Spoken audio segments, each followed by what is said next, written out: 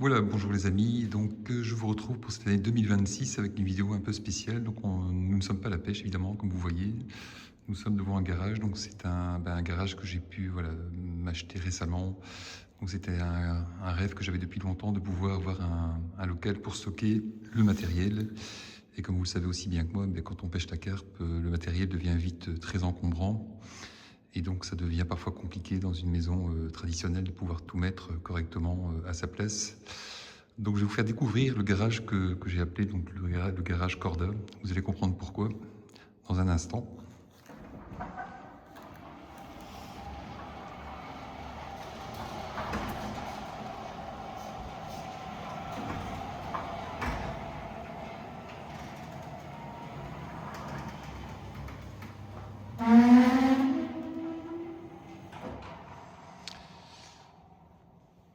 Voilà donc le garage en question. Donc, c'est comme ça que je l'avais un peu imaginé. Donc, comme vous pouvez remarquer, donc, un garage un peu à l'effigie d'une marque que j'apprécie beaucoup dans la pêche de la carpe, hein, c'est Corda. Bon, voilà, je ne vais pas discuter, chacun fait son choix par rapport à sa prédilection matérielle. En tout cas, moi je suis un grand fan de Corda. Voilà, voilà.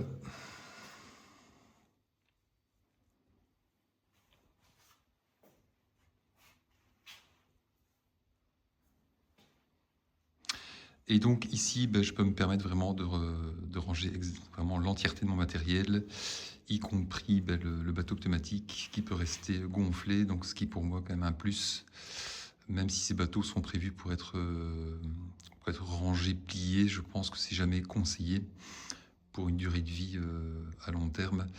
Voilà, le bateau apprécie beaucoup plus le fait d'être gonflé au niveau des jointures, des soudages, donc c'est beaucoup mieux comme ça.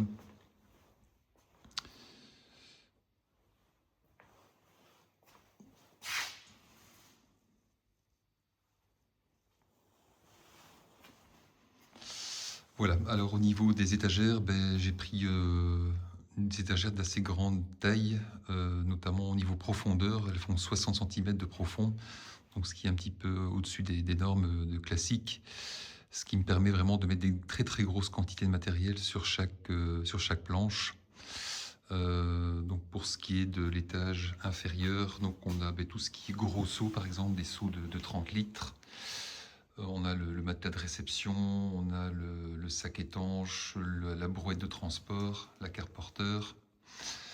Au-dessus, on a le bateau amorceur, par exemple, la glacière, les carrioles, d'autres seaux de plus petite taille, le broyeur de graines.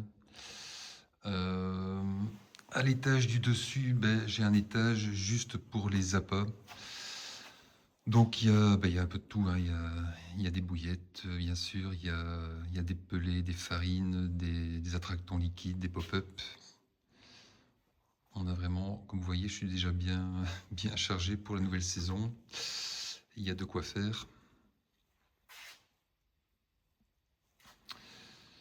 Encore des carrioles, des sacs fourre-tout, les waders, des pompes, des accessoires. Sur les côtés, tout ce qui est pic en tout genre, trépied de pesée.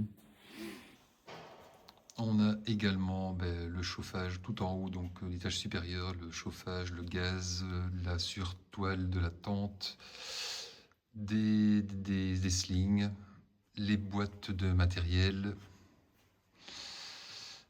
le bivy, un rodpod, un ancien rodpod mais que je garde encore voilà, par nostalgie. Et sur le côté droit de l'étagère, donc on a le fourreau et un broli, ainsi qu'un level share pour lequel j'ai pas encore vraiment trouvé de place dédiée, mais ça ne saurait tarder. Donc voilà, c'était une courte vidéo, donc mais voilà, j'ai envie de vous faire découvrir un peu la manière dont j'ai organisé le stockage de mon matériel. Je pense que c'est quand même important, enfin en tout cas pour moi j'aime bien que les choses soient bien à leur place, et je pense que ça permet aussi d'être plus efficace quand on est à la pêche.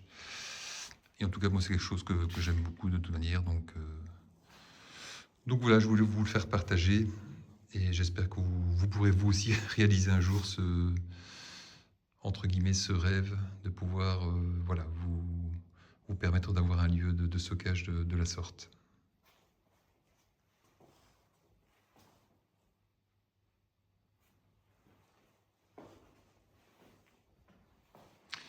Voilà, sur ce, je vous laisse et à très bientôt en espérant que la prochaine vidéo, bien sûr, ce sera une vidéo de pêche. Donc, je n'ai pas encore fixé de date pour la reprise de cette année. On verra bien en fonction des conditions météo, surtout en début d'année. Mais donc, je vous tiendrai au courant, bien sûr, dès que j'en saurai plus.